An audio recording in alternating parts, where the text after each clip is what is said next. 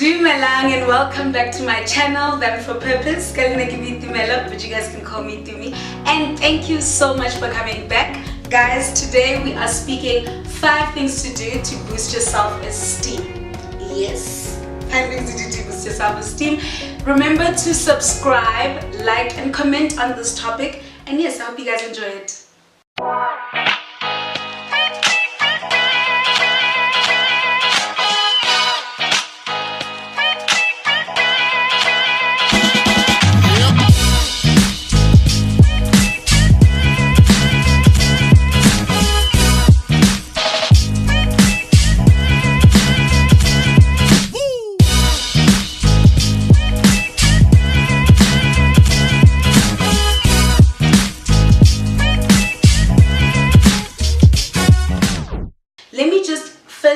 Explain or define what self-esteem is, right? There's a difference between confidence and self-esteem. Confidence is basically your ability, or rather how I wrote it here, is your belief or conviction that you are able to do something. That's confidence. And on the other hand, esteem is your belief in your self-worth. I wrote notes. I have a whole exam pad here because I'm taking you guys very seriously. And I want us to just go into each point and I elaborate as I go on. So point 1 is to know your worth. Inyala once said that people who do not know their worth or who do not hold themselves worthy overcommit in things, overdo things, overcompensate, and also stay in difficult and unhealthy situations longer than they should because of trying to prove themselves, right? If you are this person, I suggest you move out of that bracket. So I'd like to refer us to the Bible on a scripture in 1 Peter 2 verse 9. It basically defines, God is defining you for you.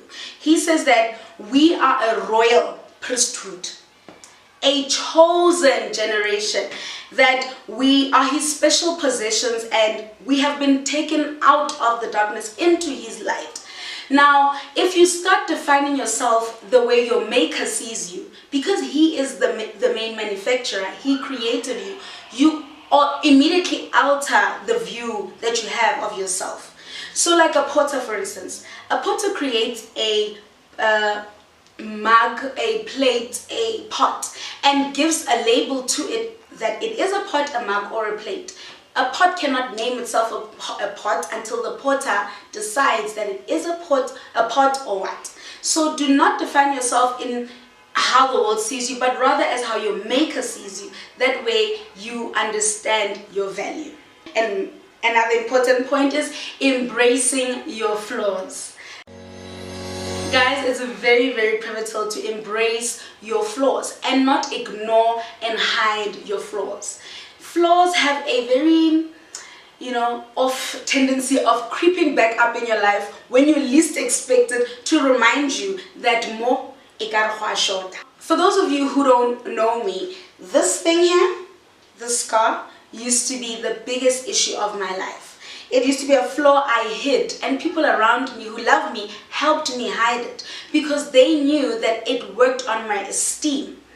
I appreciate them for that, but it was in a way unhealthy for me because I was hiding and ignoring the flaw instead of embracing it, until I understood that this scar is basically a symbol of survival in my life, that it basically shows for Morena is still in the process of unfolding my purpose in life, that on the day I got burnt to this degree, I could have lost my life, but he spared my life because there's something greater he wants to do with me.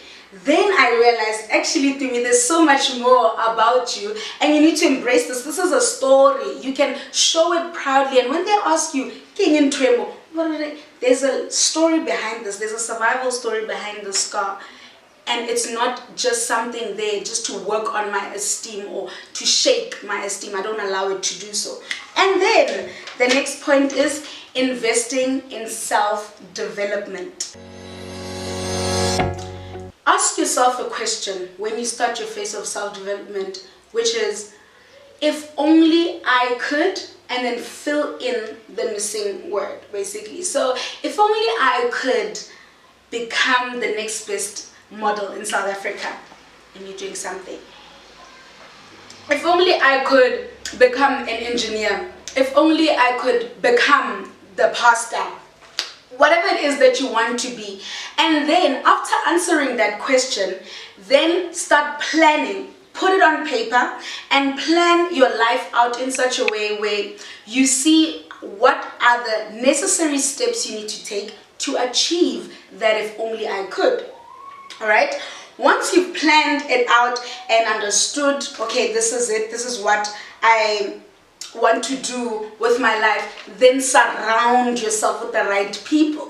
You understand? That's part of self-development. Equip yourself. If it means go back to school, do it. Develop yourself. Read the right material. You cannot pick material or the right material to read or the right people to keep around you until you've answered the big question, if only I could. I wrote here that under self-development that, you know the whole saying of fake it till you make it? I believe that we need to faith it till we make it in our quest of self-development. So you start living the life that you want.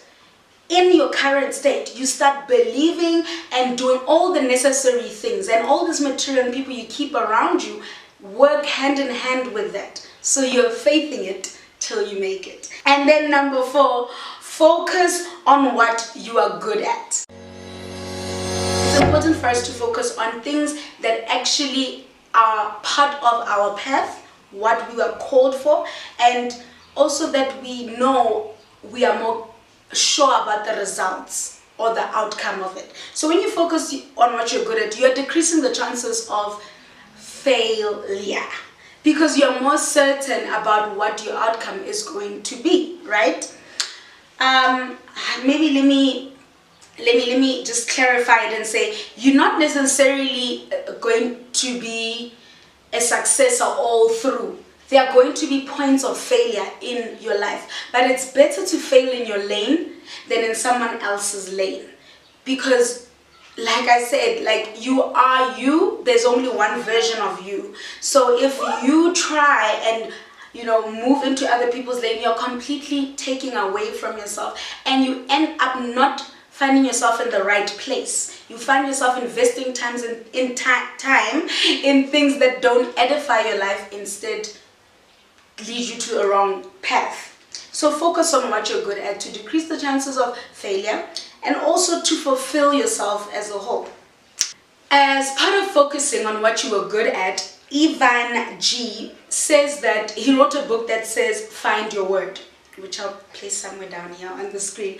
And he's basically saying that it's important for you to find what your voice is.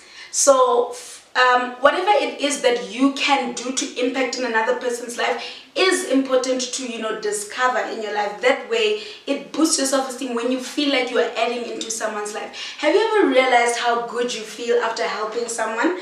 Like if you have to help an old lady pass the street, or you are helping your friend finish an assignment, and you get a sense of fulfillment after doing that, after finding, or rather helping someone. That's part of finding your word.